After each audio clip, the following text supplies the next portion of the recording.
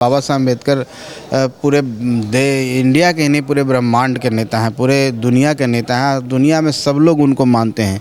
जो उन्होंने दलितों, शोषितों, वंचितों के लिए, पिछड़ों, अल्पसंख्यकों के लिए, जो अल्पसंख्यक समुदाय, सब के लिए कोई एक समुदाय में बांध के उनको रखना नहीं है। मजाक उड़ाया गया उनका सच में, या फिर विपक्ष इसको बस मुद्दा बना रहे चुनाव के बीच? देखिए, विपक्ष का काम ही है मुद्दा बनाना। विपक्ष के पास इतना ही अगर क्षमता था तो बाबा साहब को अपने शासनकाल में कांग्रेस जो 45 साल 42 साल शासन किया, उनका लंबा शासनकाल, उस समय क्यों नहीं बाबा साहब को सम्मान दिया, क्यों नहीं भारत रत्न दिया? जनहित में जो योजनाएं थी, उन योजनाओं को लागू करने के लिए जो माननीय मुख्यमंत्री थे आदरणीय श्री जीतन राम मांझी जी, उनके समय में जो घोषणा हुआ तो उन योजनाओं को भी लागू किया जाए। बाबा साहब भीमराव अम्बेडकर जी के प्रतिमा लगाने की बात हो। चुनाव होने से पहले भी दिल्ली में चुनाव होने वाला, विधानसभा चुनाव, जिसको लेकर के तैयारियां बहुत ज़ोरों शोरों से सभी पार्टियां कर रही हैं। अगर हम पार्टी की बात करें तो हम पार्टी की तैयारी कैसी है और क्या कुछ खास है? देखिए, हम पार्टी बहुत दिन से दिल्ली में यूनिट चल रहा है। हम चुनाव पहले भी लड़े हैं। दिल्ली प्रदेश स्तर के नेता हैं। उनसे वार्ता करने के बाद हम अपनी बात को रखेंगे कि हम आपके साथ चुनाव लड़ना चाहते हैं। अगर बात बनती है तो निश्चित तौर पर हम लोग फिर सीटों पर बात करेंगे, कुछ सीट पर हम लोग चुनाव लड़ेंगे। देखिए, इस वक्त हमारे साथ हम पार्टी के राष्ट्रीय अध्यक्ष डॉक्टर संतोष कुमार सुमन जी मौजूद हैं। इनसे आज कई अन्य मुद्दों पर बातचीत करेंगे। सर, सबसे पहले तो आपका हमारे चैनल में बहुत बहुत स्वागत है। जी धन्यवाद, आपको भी बहुत धन्यवाद। और मेरा पहला सवाल होगा कि देश की राजधानी दिल्ली में आज खास तौर पे एक राष्ट्रीय बैठक की जा रही कार्यकारिणी की, इसके पीछे का उद्देश्य क्या है? देखिए, कार्यकारिणी का जो हम लोग की बैठक होती है हर 3 महीने पर होती है। पार्टी में रेजोल्यूशन पास होते हैं, पार्टी कैसे आगे काम करेगी 3 महीने के लिए, उस पर विचार होता है। और आज की बैठक जो दिल्ली में हुआ है, उसमें आने वाला चुनाव, जो बिहार में चुनाव होने वाला, उस विषय पर चर्चा हुई है। हम लोग किन मुद्दों को लेके बिहार के में जाएंगे, एनडीए को कैसे मजबूत करेंगे और हमारा संगठन ज़्यादा से ज़्यादा कैसे मजबूत हो, हम ज़्यादा जगह पर चुनाव लड़ें हम पार्टी के तौर पर। इन सारी मुद्दों पर चर्चा हुई है। कैसे हम कार्यकर्ता में ऊर्जा भरें, ऊर्जा भरने के लिए जैसे सम्मेलन किया जाता है, विधानसभाई सम्मेलन किया जाता है, प्रदेश स्तरीय सम्मेलन किया जाता है, और भी बहुत सारे कार्यक्रम होते हैं। उन सारे कार्यक्रमों पर विचार किया गया और गरीब हित जनहित में जो योजनाएं थी, उन योजनाओं को लागू करने के लिए जो माननीय मुख्यमंत्री थे आदरणीय श्री जीतन राम मांझी जी, उनके समय में जो घोषणा हुआ तो उन योजनाओं को भी लागू किया जाए जो जनता के हित के थे।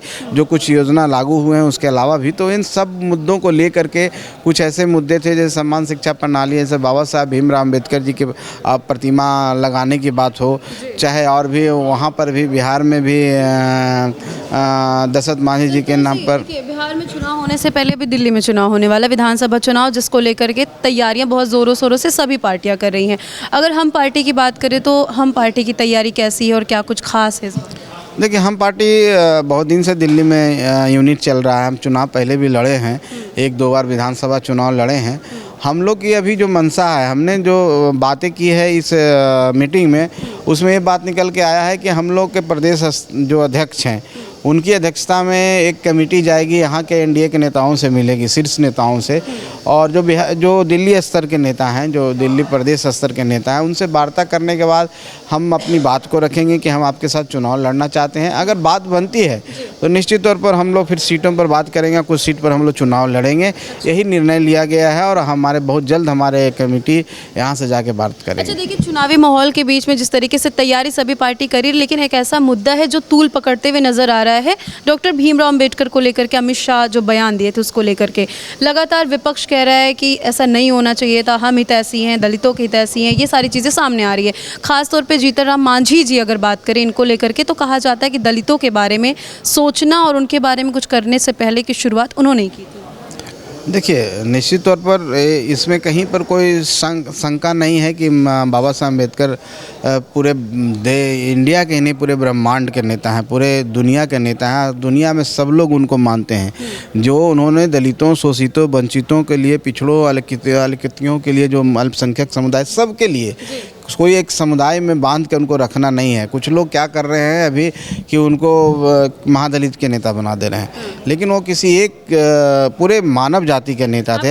मजाक उड़ाया गया उनका सच में, या फिर विपक्ष इसको बस मुद्दा बना रहे चुनाव के बीच? देखिए, विपक्ष का काम ही है मुद्दा बनाना। विपक्ष के पास इतना ही अगर क्षमता था तो बाबा साहब को अपने शासनकाल में कांग्रेस जो 45 साल 42 साल शासन किया, उनका लंबा शासनकाल, उस समय क्यों नहीं बाबा साहब को सम्मान दिया, क्यों नहीं भारत रत्न दिया, क्यों उनको अपमानित किया गया, उनको हराने का काम किया गया।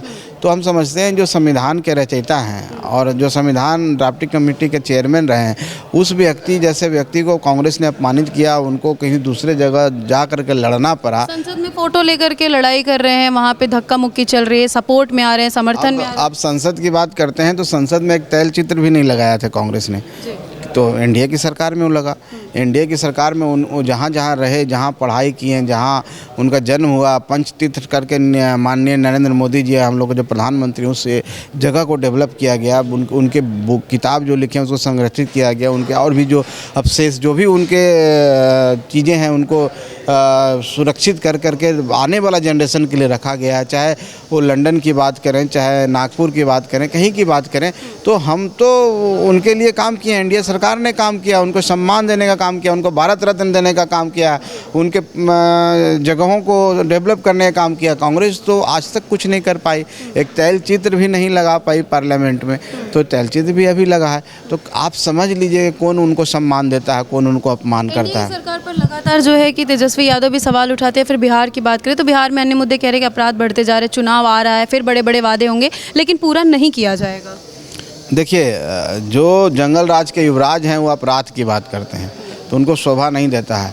माननीय नीतीश कुमार जी का उदय ही तो जंगल राज खात्मे के लिए हुआ, शांति के लिए हुआ, इसलिए ये सब कहने की बात है। तेजस्वी यादव जी फ्रस्ट्रेशन में हैं, वो जो चाहते हैं उनको मौका नहीं मिला है तो परेशान है, तो इस तरह की बातें कर रहे हैं। लेकिन उलुल जुलुल बात करने से, लोक लुभावन बात करने से कोई फ़ायदा होने वाला नहीं है। बिहार की जनता एनडीए के साथ है, माननीय नीतीश कुमार जी के साथ है, आदरणीय नरेंद्र मोदी जी के साथ है, जीतन राम मांझी जी के साथ है। और आने वाला जो चुनाव है 25 का, वो जनता ने इस 24 के 4 विधानसभा में दिखा दिया है वहाँ के लोगों को कि 4 में 4 सीट जिता के दे दिया है। इससे मतलब आप समझ लीजिए, इसका मतलब आप निकाल लीजिए कि जो अगला चुनाव होने वाला है, ये झांकी था, उसको हम लोग 2/3 बहुमत से जीतने जा रहे हैं, करीब 200 सीटों से जीतने जा रहे हैं। बहुत बहुत धन्यवाद। धन्यवाद।